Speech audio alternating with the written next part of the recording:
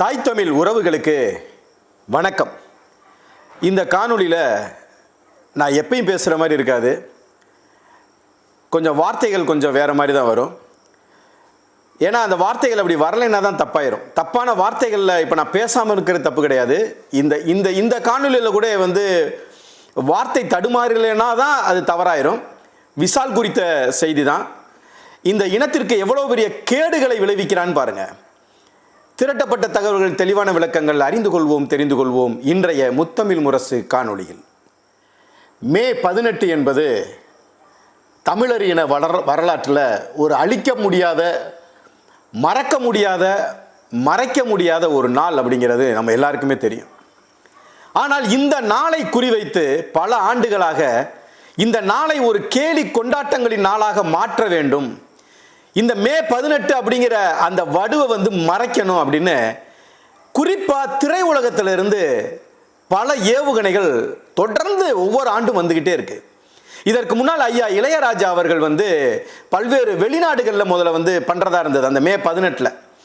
அப்புறம் அதுக்கான போராட்டங்கள், புலம்பெயர்ந்த தமிழர்கள், இங்கே இருக்கக்கூடிய நாம் தமிழர் சொந்தங்கள் எல்லாம் அதற்கு எதிர்ப்பு தெரிவித்து அதை ஒரு அளவு கொண்டு போய் நம்ம நிறுத்தினோம். இப்போ என்ன சொல்ல வர்றான், இந்த நாட்டுக்குள்ளேயே அதை செஞ்சுருவோம்டான்றான்.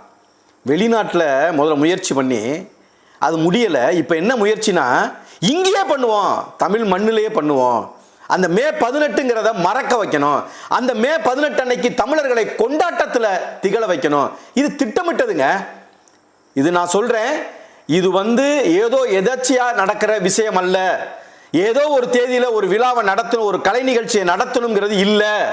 இவ்வளோ நாள் அமைதியாக இருக்கிற நீ அது என்ன மே மாதம் முதலையாவது பரவாயில்ல, மே மாதத்தில் அந்த கொண்டாட்டத்தை கொண்டு வந்தான்.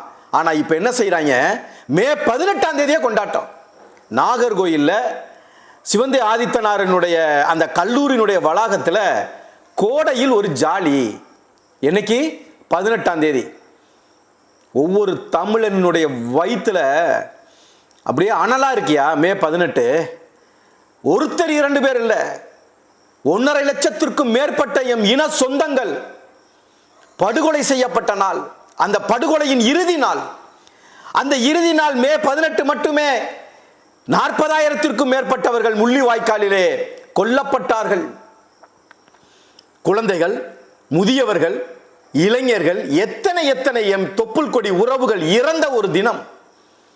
நான் கேட்கிறேன், ஏண்டா விசாலு, ஏண்டா உங்க வீட்டில் உங்க அப்பன் செத்து போயிட்டானா? உங்க அப்பன் செத்து போன அன்னைக்கு நான் வீட்டுக்கு முன்னால ஆடலும் பாடலும் நிகழ்ச்சி நடந்து சந்தோஷமா விசில் அடிச்சுட்டு ஆடிட்டு போயிட்டா, நீ விட்டுருவியாடா? விட்டுருவியாடா?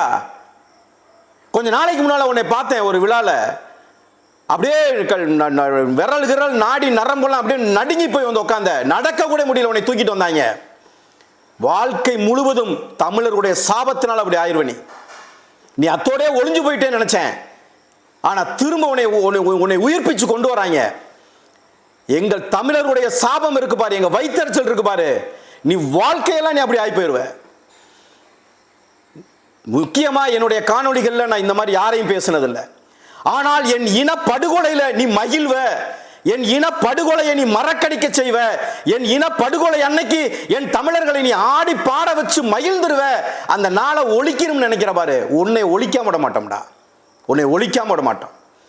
உனக்கு எவ்வளவு திமிரு இருந்தா, ஏண்டா தமிழர்கள் இதை ஏத்துக்குவான், தமிழர்கள் இதை எதிர்க்க மாட்டான். ஒரு தமிழ்நாட்டுக்குள்ள இருந்துகிட்டு நீ ஒரே வேற்று இனத்தான், நீ இந்த தமிழ்நாட்டுக்குள்ள தமிழர்களை இழிவுபடுத்துகிற ஒரு செயலை, தமிழர்களை மட்டுப்படுத்துகிற ஒரு செயலை, தமிழரின படுகொலையை கேவலப்படுத்துகிற ஒரு செயலை நீ செய்வேன்னா, இனி நீ இந்த நிலத்துல இருந்துடலாம் நினைக்கிறியா நீ? ஆனா நீ நல்லா பேசியா, நீ செல்லு, நீ இப்படிலாம் நீ செய்யணுமியா? நீ செஞ்சாதான் இங்க இருக்கான் பாரு தமிழன், உணர்வற்று இருக்கான் பாரு தமிழன், அவனுக்கு அப்படியாவது புத்தி வரட்டும், அப்படியாவது ஒரு புத்தி வரட்டும். எங்கேயோ இருந்து வர்ற நீ வேற்று இனத்தான் நீ நீ இங்க உள்ள தமிழர்களை இவ்வளவு தூரத்துக்கு நீ செய்யணும்னு நினைக்கிற பாரு, அந்த நினைப்பே தவறானது. இவன் புரியட்டும், இவனுக்கு வேணும்யா, இவனுக்கு வேணும். தென்னிந்திய நடிகர் சங்கம்னு ஏத்துக்கிட்டான் பாரு. இப்ப இது தென்னிந்திய நடிகர் சங்கமா இல்லாம இது தமிழ்நாடு நடிகர் சங்கமா இருந்தா நீ இந்த ஆட்டம் ஆடுவியா நீ?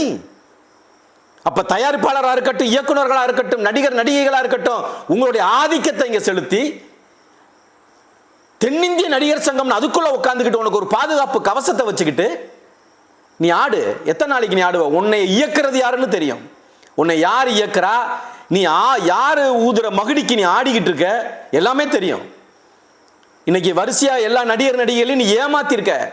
முதல் முறையா நடிகை கஸ்தூரி இப்ப பதிவு பண்ணியிருக்கிறாங்க, எனக்கு இதனால தான் தெரியாது, ஒரு கல்லூரியினுடைய விழான்னு சொன்னாங்க, அந்த கல்லூரி நிர்வாகிக்கு பாராட்டு விழான்னு சொன்னாங்க, அதனால தான் நான் ஒத்துக்கிட்டேன், நான் கண்டிப்பாக இதுக்கு போக மாட்டேன், இதை எப்படி நான் ஒத்துக்குவேன் அப்படின்னு முதலா நடிகை கஸ்தூரி இதுல இருந்து வெளியே போயிருக்கிறாங்க.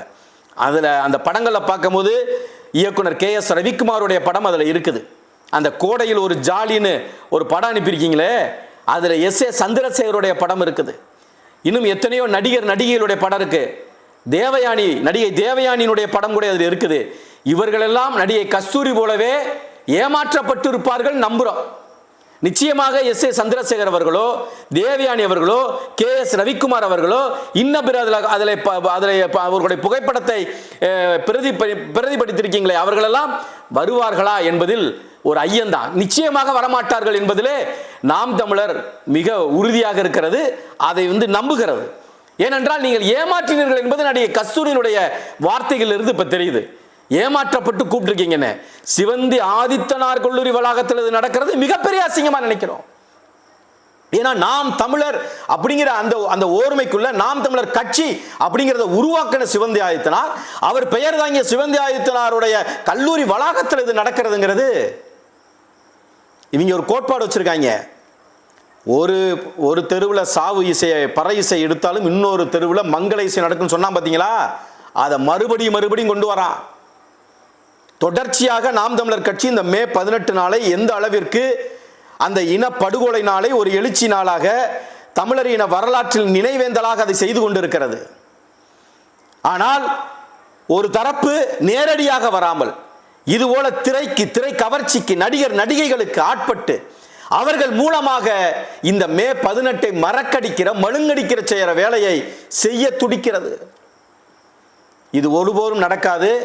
நாகர்கோயிலில் நீ அப்படி ஒரு நிகழ்ச்சியை விசால் டே நீ அப்படி நடத்திட்டேன்னா அப்புறம் பார்ப்போம்டா. நீ நடத்து, அங்க யார் வர்றான்னு பார்ப்போம். ஏன்னா கேவலம் கட்டவன் தானே தமிழன். நீ கூப்பிட்டேனா 4 பேர் அரையும் குறையுமா ட்ரெஸ் போட்டு 6 நாள்கள்னா அதை எக்கிக்கிட்டு அண்ணாந்து பார்க்கறதுக்கு காசு கொடுத்துட்டு உட்காருவான். தெரியும், எனக்கு தெரியும். அதை தெரிஞ்சுதானே நீ பண்ற, அதை புரிஞ்சுதானே நீ பண்ற. தமிழன் கேவலம் கட்டவன் அரை ஒரு ட்ரெஸ்ஸை போட்டு 4 நடிகைகளை ஆட விட்டா காசை கொடுத்து உட்காந்து மே 18 அன்னைக்கு சிரிச்சு கைதட்டிட்டு போயிடுவான்னு நினைச்சுதாடா பண்ற. நீ செய்டா, நீ செய்.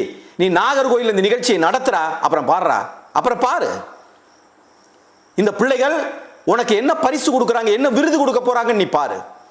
மறுபடியும் எச்சரிக்கிறேன் விசால், உன்னைய மீண்டும் இந்த மாதிரி செயலை செய்ய துடிக்கிற உன்னைய அதற்கு பிறகு சொல்ல வார்த்தைகள் இல்லை. இதற்கு மேல வார்த்தைகள் தடுமாறிடும். நான் காணொலியை நிறுத்திக்கிறேன். நீ உன்னுடைய முடிவை திரும்ப பெற்றுக்கோ, மாத்திக்கோ. நன்றி, வணக்கம். முத்தமிழ் முரசை சப்ஸ்கிரைப் செய்து ஆதரவு கொடுங்கள். நன்றி, வணக்கம்.